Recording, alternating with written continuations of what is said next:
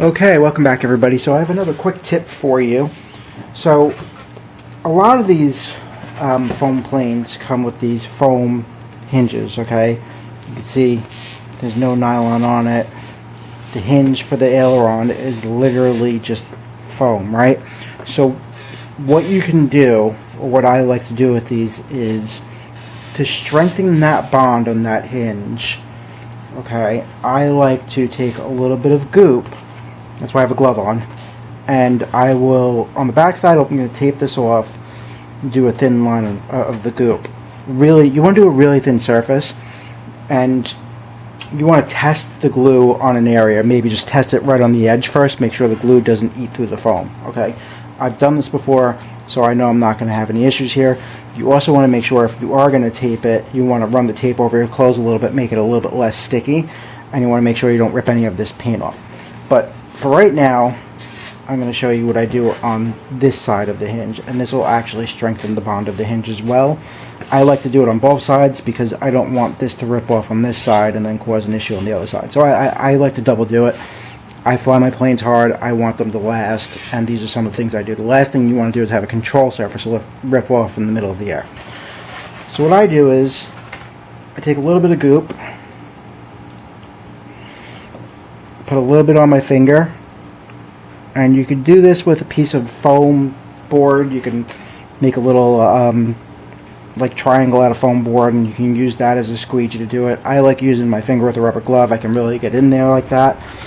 And what I'll do is I'll start at where I think I'll be able to pull from without having to reapply some glue. So we'll start about here, and I'm just going to go like that, and I'm going to do a nice thin coat. I want to keep it directly in the space of the hinge, and I want to go over it a couple times. You really just want a really thin layer. You don't want to make it so it's like thick, and you don't want to put too much on there because it could potentially cause issues with the foam. Okay, add a little bit more. Now what happens is the goop kind of dries into like a rubbery substance. It's not like a hard glue, and it's flexible. This is the same way I make the hinge on the Defiant. And I like to just get the excess off. Okay.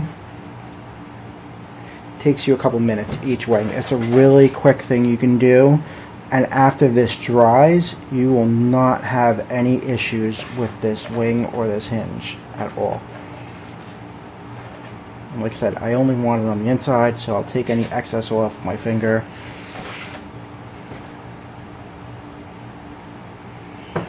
One of the things I always do is I always keep a fresh tube of goop around.